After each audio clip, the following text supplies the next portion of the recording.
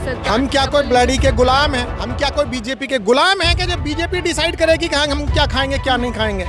कोई उनसे रोजगार के बारे में बात ना करे, कोई शिक्षा के गिरते हुए स्तर के बारे में बात ना करे, स्कूल बंद क्यों हो रहे हैं इसके बारे में बात ना करे, करप्शन के बारे में बात ना करे। वो जनता को बस इसी चीज़ में इल्जा करके रखती है, धर्म के मामले में बस धर्म की ही राजनीति कर रहे हैं। वो क्या खाना चाहिए क्या नहीं खाना चाहिए, तो धर्म की अफीम पिला करके लोगों को गुमराह करते कि भाई तुमने तो यही खाना है वही खाना है। तो ऐसा नहीं है, ये हमेशा जब भी देखो बीजेपी धर्म की राजनीति करती है। जिन लोगों ने मटन का विरोध किया आज वही मटन परोस रहे हैं, तो अब इनकी जो भी इनके जो चेहरे थे वो बेनकाब हो गए हैं। अब इनको ये समझ में नहीं आ रहा है कि हिंदुत्व का ठिकरा कैसे वहाँ पे चला करके। नमस्कार, आप देख रहे हैं 4 PM में आपके साथ नफीसा खान। सावन का महीना, लेकिन मटन पर सियासी शोर देखने को मिल रहा है। बिहार के अंदर मटन मसाला चला है और इस मटन मसाले पर विवाद भी खड़ा हो गया। दरअसल केंद्रीय मंत्री ललन सिंह ने कार्यकर्ताओं को, आम जनता को दावत दी और दावत में चावल और मटन का भोज देखने को मिला, जिस पर विपक्ष ने बड़ा मुद्दा बनाते हुए सत्ता पक्ष पर हावी होते हुए बयान दिया कि आखिरकार यूपी के अंदर ताला, लेकिन बिहार में मटन मसाला क्यों चल रहा है। और विपक्ष ये भी कह रहा है कि क्या केवल और केवल धर्म की आड़ में देश को बर्बाद किया जा रहा है और उसको सियासी मुद्दा बनाया जा रहा है। दरअसल ललन सिंह ने जैसे ही ये पूरा मुद्दा बनाया और विपक्ष को एक मुद्दा दिया, तो फिर एनडीए के लिए ये गले की हड्डी भी बन गई है, क्योंकि आपको लोकसभा चुनाव याद होगा जहाँ तेजस्वी यादव मछली और चावल खाते हैं, तो पीएम मोदी ये वार करते हैं कि ये वो लोग हैं, विपक्षी ये नेता वो हैं जो हिंदू धर्म का अपमान करते हैं, सावन का ख्याल भी नहीं रखते। चलिए, सावन चल रहा है, बारिश अभी हुई है, तो चर्चा मेरे साथ जनता जुड़ चुकी है, चर्चा करते हैं और समझते हैं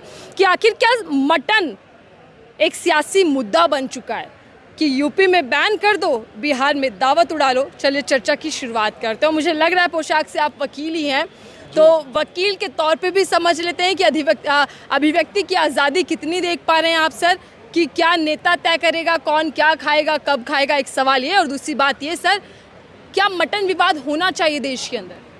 देखिए, ये जो मटन विवाद है या मछली विवाद है या नॉनवेज विवाद है, ये कोई विवाद ही नहीं है।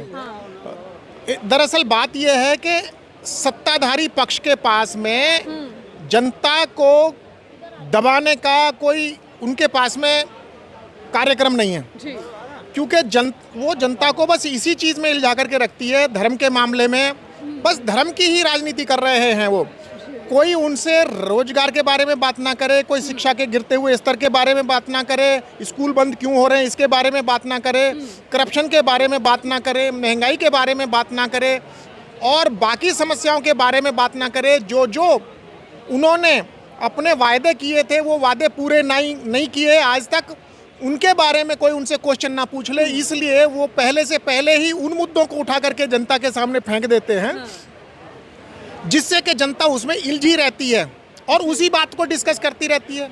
ये कोई मुद्दा ही नहीं है। ललन सिंह जी जो है मटन खिला रहे हैं या कौन क्या खिलाएगा कौन क्या खाएगा, ये उनके डिसाइड करने का वो थोड़ी है। अरे मैं क्या खाऊंगा, who you are bloody to decide कि मुझे क्या खाना क्या नहीं खाना। मेरा जब जी करेगा, जो जी करेगा मैं वो खाऊंगा।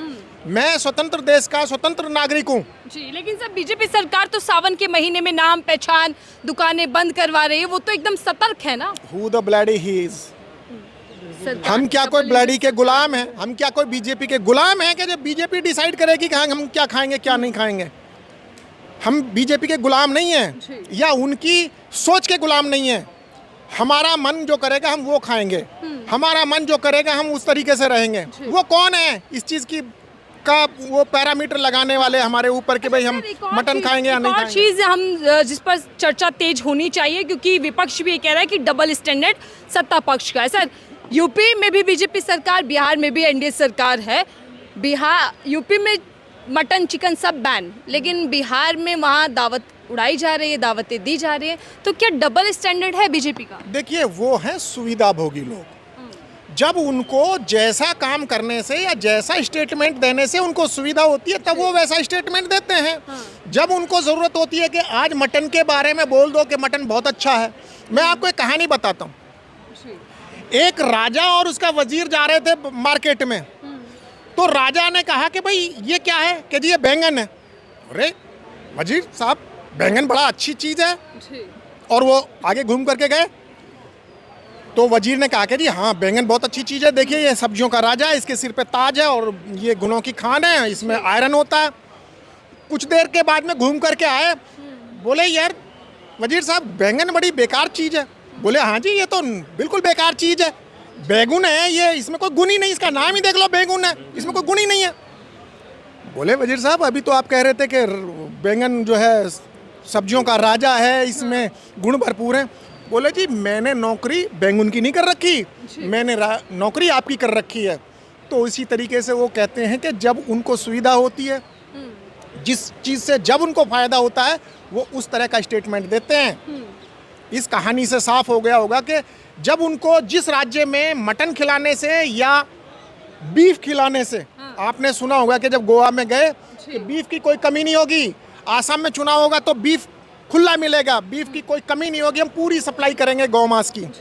मगर पूरे भारत में गौ मांस बैन, और जितनी भी गौ मांस यहाँ से एक्सपोर्ट हो रहा है भारत से बाहर के लिए, वो कंपनियां किनकी, इनकी।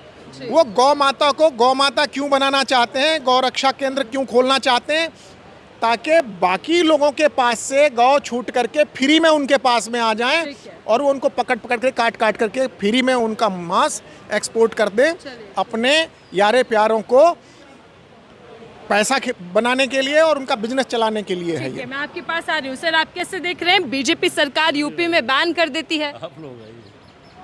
सावन में सर विवाद होना चाहिए, चाहे कांवड़ यात्रा के दौरान दिख रहा हो या फिर खाने पीने को लेकर। नहीं, विवाद तो ये कोई खाने पीने पर तो कोई विवाद नहीं होनी चाहिए, क्योंकि खाना जैसा साहब ने बताया अभी आपके सामने कि खाना पीना ये अपने स्वयं के ऊपर निर्भर करता है कि मैंने क्या खाना क्या नहीं खाना, सावन में क्या खाना चाहिए क्या नहीं खाना चाहिए। ये धर्म की अफीम पिला करके लोगों को गुमराह कर दे कि भाई तुमने तो यही खाना है वही खाना है, तो ऐसा नहीं है। ये हमेशा जब भी देखो बीजेपी धर्म की राजनीति करती है और ये धर्म के राजनीति में है लोगों को ये पीसना चाहते हैं कि जैसे अब देखो आप अभी कितने स्कूल बंद कर दिए। एक प्रिंसिपल साहब ने एक कविता पढ़ दिया, उनको देखो तुरंत एफआईआर कर दिया, जबकि उन्होंने कावड़ मत जाना और मानवता का जो पाठ बढ़ाना, इतना अच्छा कविता का उसका सार है, इतना अच्छा उसका अर्थ निकलता है, बट वो तुरंत एकदम उन्होंने सोचा विपरीत सोचा कि भाई ये तो धर्म की चाशनी, हमारा चाशनी का ये तो गलत है कर रहे हैं, ये तो हमारे धर्म के बरखिलाफ बोल रहे हैं, तो कावड़ के बरखिलाफ बोल रहे हैं, तो तुरंत उन्होंने जो है उनके ऊपर एफआईआर करा दी।